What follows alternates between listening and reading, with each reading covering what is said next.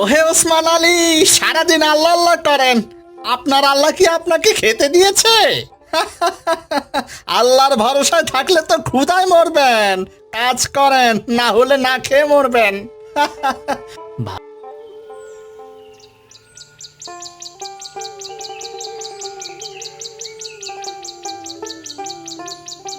পৃথিবীতে প্রত্যেক মুমিনের জীবনই এক বিশাল পরীক্ষার মাঠ। এই পরীক্ষা কখনো আসে দারিদ্র্যের রূপে, কখনো ক্ষুধার তীব্রতায়, কখনো বা অন্যের উপহাস আর তিরস্কারের মাধ্যমে। আজকের গল্পে আমরা দেখব কিভাবে এক নিঃস্ব অথচ ঈমানদার পরিবার কঠিন পরীক্ষার মধ্য দিয়ে যায়, আর সেই পরীক্ষায় সফল হয়ে আল্লাহর অপার রহমত লাভ করে। এটি শুধুমাত্র একটি গল্প নয়, এটি ঈমানের এক অবিস্মরণীয় দলিল।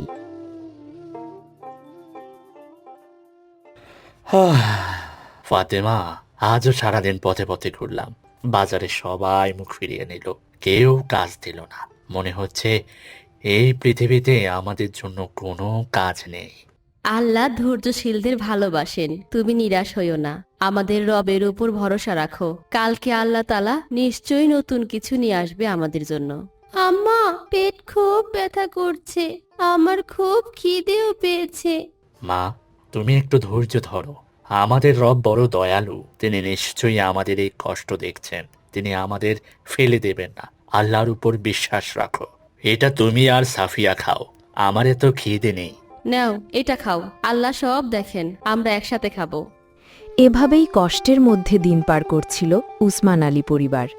দারিদ্র্য, ক্ষুধা আর অভাবই ছিল তাদের নিত্যসঙ্গী, কিন্তু তাদের ভরসা ছিল কেবল এক, মহান আল্লাহ। ওহে ওসমান আলী, সারাদিন আল্লাহ আল্লাহ করেন। আপনার আল্লাহ কি আপনাকে খেতে দিয়েছে? আল্লাহর ভরসায় থাকলে তো ক্ষুধায় মরবেন। কাজ করেন, না হলে না খেয়ে মরবেন। ভাই, আমি তো কাজই খুঁজছি, কিন্তু মনে রেখো, আল্লাহর হুকুম ছাড়া কেউ এক কণাও ভাত খেতে পারবে না। আমার বিশ্বাস, তিনিই আমার রিজিকের মালিক। পাগল লোক। উসমান আলী এখান থেকে চলে যান মানুষ উপহাস করলেও উসমান আলী আল্লাহর ওপর ভরসা রাখতে থাকে। এটাই ছিল প্রথম পরীক্ষা, মানুষের তিরস্কার ও তাচ্ছিল্য সহ্য করার পরীক্ষা। উসমান আলী ভাই, হ্যাঁ, আমি আপনাকে একটা কাজ দেব, আপনি কি করতে পারবেন? কি কাজ করতে হবে বলেন? আমার বিশাল জমিটা অন্যের নামে আছে। আপনি যদি সাক্ষী দেন জমিটা আমার, তাহলে আপনাকে আমি মোটা অঙ্কের টাকা দেব। তারপর আপনার সব অভাব দূর হয়ে যাবে। কি বলেন খালেক ভাই?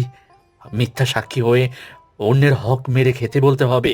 না ভাই, এটা আমি পারবো না। আল্লাহর কাছে এর জবাব দেব কিভাবে? আমার আমার আল্লাহ কিন্তু সব কিছু দেখে। আমি এটা পারবো না। আপনাকে তো ক্ষুধা মেরে ফেলবে, তখন আল্লাহর নাম নিয়ে বাঁচবেন নাকি? আর টাকা, এই টাকা আপনার মেয়ের মুখে হাসি ফোটাতে পারবে, আপনার স্ত্রীর মুখে খাবার তুলে দিতে পারবে। হ্যাঁ, আল্লাহ চাইলে ক্ষুধাতেও বাঁচাবেন, কিন্তু আমি হারাম খাবো না। আমার ইমান বিক্রি করতে পারবো না। আমার রব আমাকে এভাবেই শিখিয়েছেন। আমার এই জীবন আল্লাহর কাছে আমানত, আর আমি তা খারাপ করব না। এ ছিল উসমান আলীর জীবনের সবচেয়ে বড় পরীক্ষা। লোভনীয় অর্থের হাতছানি আসলেও সে ঈমান রক্ষা করল। আল্লাহর ওপর তার বিশ্বাস এতটাই গভীর ছিল যে দুনিয়ার সব লোভ তার কাছে তুচ্ছ মনে হল। আল্লাহু আকবার, আল্লাহু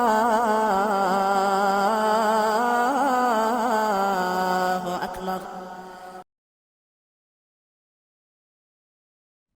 উসমান আলী এশারের নামাজ শেষ করে মুনাজাতে কান্না করতে করতে আল্লাহর কাছে দোয়া চায়। হে আল্লাহ, আপনি আমাদের পরীক্ষা সহজ করে দিন। আমাদের ঈমান অটল রাখুন। আমি আপনার কাছেই সাহায্য চাই। আপনি ছাড়া আমার আর কেউ নেই। আপনি ছাড়া আর কেউ আমাদের সহায় নেই।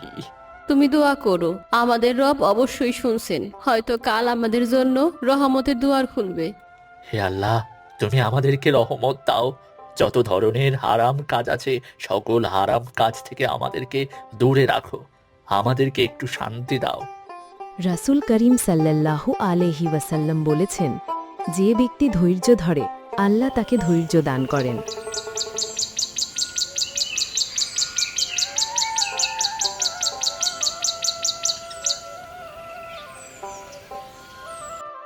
ইলাহা ইল্লাল্লাহ লা ইলাহা ইল্লাল্লাহ লা ইলাহা।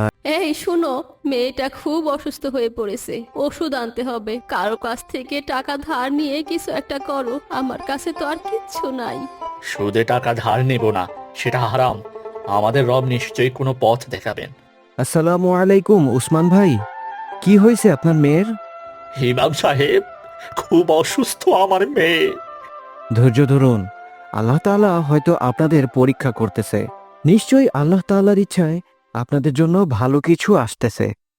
আল্লাহ তাআলা সূরা বাকারার 155 নম্বর আয়াতে বলেন, আর আমি তোমাদেরকে অবশ্যই পরীক্ষা করব কিছুটা ভয়, ক্ষুধা, ধন সম্পদ, জীবন ও ফলের ক্ষতির মাধ্যমে, আর ধৈর্যশীলদের সুসংবাদ দাও। ইমাম সাহেবের কথাগুলো যেন উসমান আলীর কানে নতুন করে প্রবেশ করল।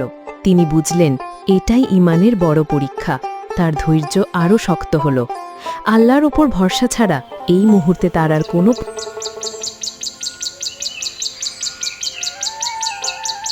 হে আল্লাহ, এটা কে রাখলো? এটা তো কোনো ফেরেশতা রেখে গেল মনে হয়।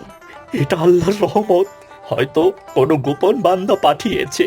আল্লাহ আমাদেরকে ইমানদার হিসেবে পছন্দ করেন, তিনি আমাদের রিজিকের ব্যবস্থা করেছেন। আপু, আমি সুস্থ হয়ে গেছি। আল্লাহ তোমাদের কথা শুনেছেন। আল্লাহ কখনো তার বান্দাকে একা ফেলে দেন না। যারা তার উপর পূর্ণ ভরসা রাখে, আল্লাহ তাদের জন্য রহমতের দরজা খুলে দেন। উসমান আলীর ধৈর্যের পুরস্কার আল্লাহ এভাবে দিলেন।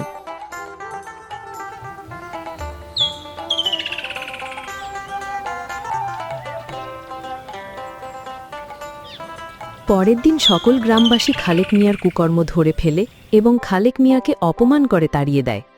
মিথ্যা সাক্ষী দিয়ে অন্যের জমি দখল করতে চেয়েছিলি, তোর কি লজ্জা হয় না?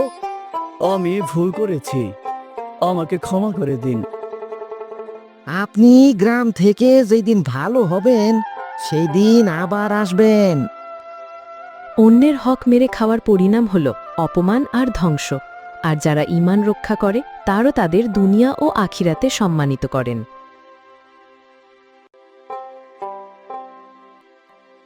উসমান ভাই, তোমার সততার কথা আমি শুনেছি। খালেক মিয়া ঘটনায় তোমার দৃঢ় ঈমানের পরিচয় পেয়েছি। আমার কিছু মাঠ খালি পড়ে আছে, তুমি কি সেখানে কাজ করবে? আমি তোমাকে ভালো মজুরি দেব। আলহামদুলিল্লাহ, অবশ্যই করব। আল্লাহ আপনার উত্তম প্রতিদান দিক।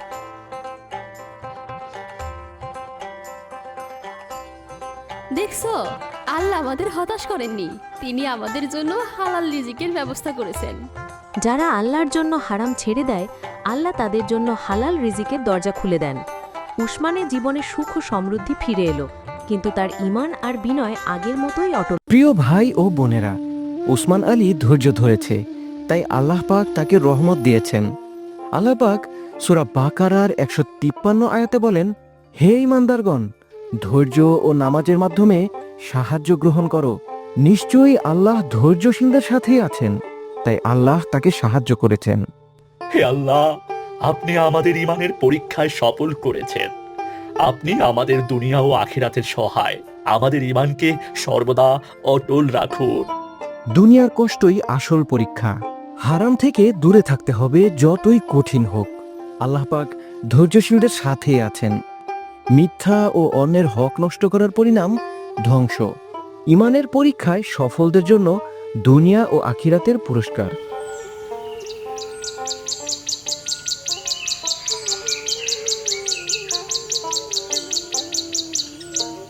লা ইলাহা ইল্লাল্লাহ লা ইলাহা ইল্লাল্লাহ লা ইলাহা ইল্লাল্লাহ।